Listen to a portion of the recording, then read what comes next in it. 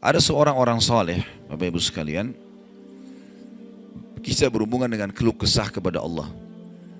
Orang miskin, anaknya 4-5 orang, susah hidupnya. Kisah dulu, kisah klasik. Dia lagi duduk, istrinya hidangkan makan, makan pas-pasan antara dia, istri sama anak-anaknya 5 ini. Orang miskin, susah hidupnya.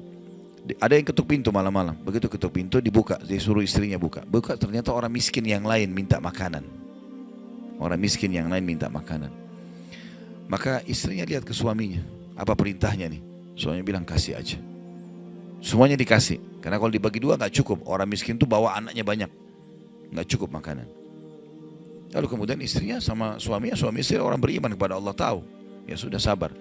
Tapi subhanallah, beberapa saat kemudian, kalau kita beberapa jam kemudian lah, menjelang malam hari, lebih gelap ya, sudah mulai masuk pertengahan malam, jam 12 malam, mereka kelaparan semua. Istrinya bilang, anak-anaknya nangis, saya lapar, kamu juga lapar, anak-anak lapar, bagaimana? Kata suaminya, tenanglah, saya akan coba cari jalan keluar, minta kepada Allah. Istrinya nggak paham suaminya mau kemana. Dia pakai bajunya, baju keluar, kemudian dia keluar pergi ke masjid dekat rumahnya. Malam hari, jam 2 malam gitu. Dia keluar, dia masuk di masjid, lalu dia sholat tahajud. Dan ini sifat orang beriman. Berkeluh kesah sama Allah itu jangan cuma hal yang besar, dari hal yang kecil. Manja sama Allah itu baik. Ngeluh terus, minta terus sama Allah. Allah suka hambanya yang tamak dengan rahmat Allah. Tamak dengan rahmat Allah. Sudah sehat, minta ditambah kesehatan. Sudah kaya, minta ditambah kekayaan. Selalu minta tamak dengan rahmat Allah. Dan sudah pernah saya bilang, meminta sesuatu agar nikmat ditambah atau bertahan, itu adalah pahala lebih besar daripada kalau cobaan sudah datang baru kita minta diangkat cobaan tersebut. Kita sehat, minta agar Allah pertahankan kesehatan, itu lebih besar pahalanya dibandingkan nanti sakit baru minta disembuhkan. Jadi tamak dengan rahmat Allah itu penting. Kalau bahasa saya sebenarnya bermanja-manja sama Allah. Selalu ya Allah bantu, ya Allah tolong, ya Allah mudahkan, ya Allah terus hidupnya. Kalimatnya selalu begitu. Orang ini masuk ke dalam masjid, dia sholat malam lalu dia minta sama Allah, doanya begitu. Ya Allah, engkau tahu aku kelaparan dengan istriku dan anakku malam ini, maka berilah kami makan. Minta makan sama Allah. Ya. Maka yang terjadi dalam kisah ini dikatakan ada seorang raja, pemimpin wilayah itu, sudah 1 minggu mau taubat. Sudah seminggu mau taubat. Dia tidak tahu harus kemana. Pada malam itu, di mana orang soleh yang miskin ini sedang ibadah, minta tolong kepada Allah dikasih makan.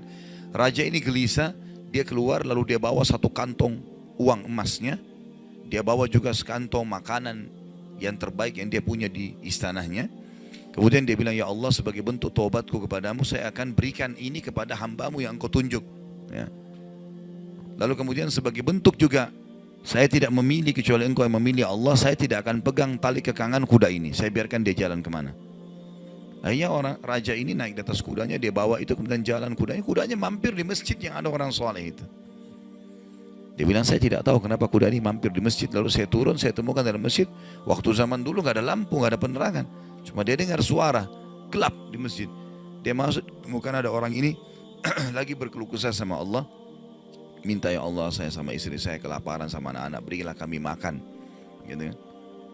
Maka dia bilang, raja ini pun setelah orang itu berdoa, sholat, lalu dipanggil. Dia bilang, saya seorang raja di sini, saya raja di sini, saya sadar bertobat kepada Allah dan saya dengar doamu. Tadi kau minta makanan, maka ini saya kasih. Ini harta saya yang saya niat sedekahkan dengan makanan. Ambillah.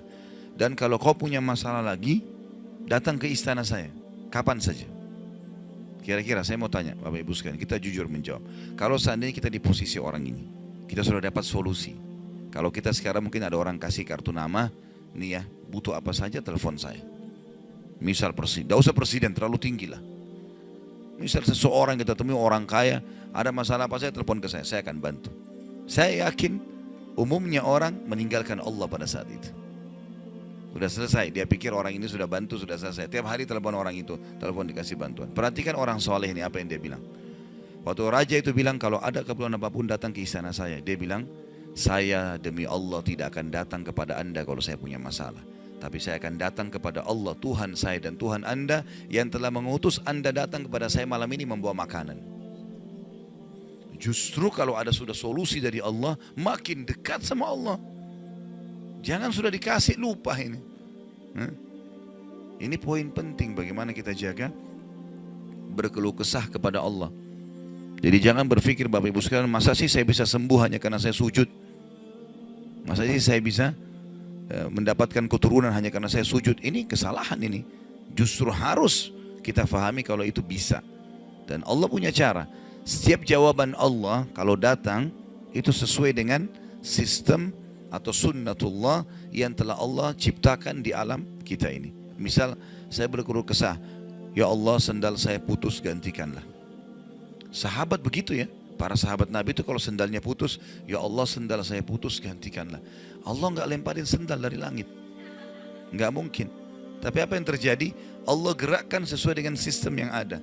Allah buat ada orang lain melihat kita kasihan dikasih sendal, atau dia dapat duit dia bisa beli sendal. Jawabannya Allah begitu, dalam bentuk sinyal datangnya. Jadi harus peka menangkap itu.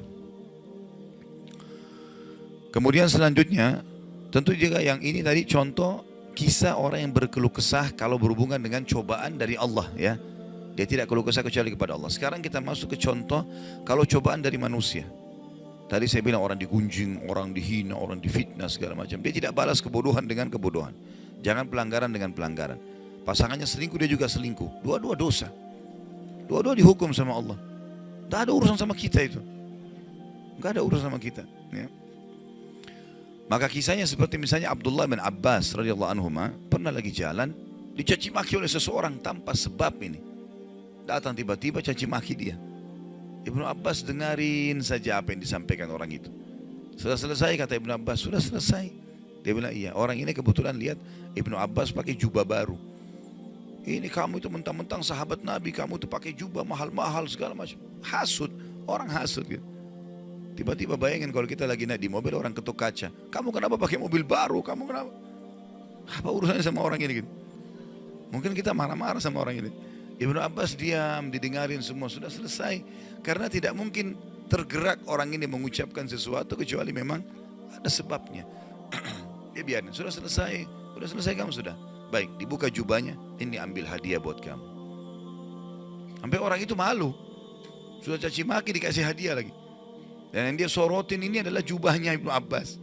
Sampai akhirnya menjadi muridnya Ibnu Abbas. Nah, bisa nggak kira-kira kalau orang ketuk kaca mobil, kenapa pakai mobil baru? Ambil deh mobilnya.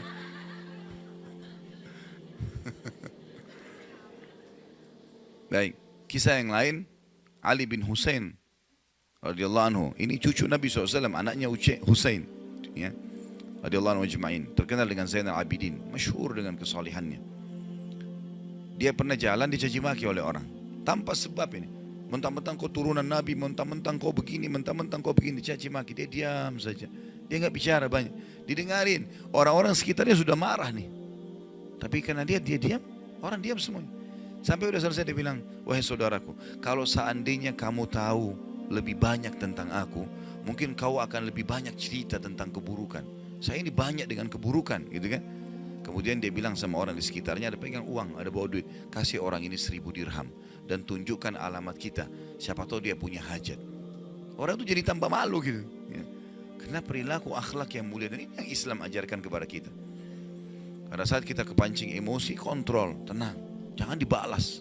Gak ada gunanya itu, gak ada manfaatnya. Hanya akan merusak kejiwaan kita. Kata-kata jadi kasar, hidup kita jadi tidak tenang. Ya.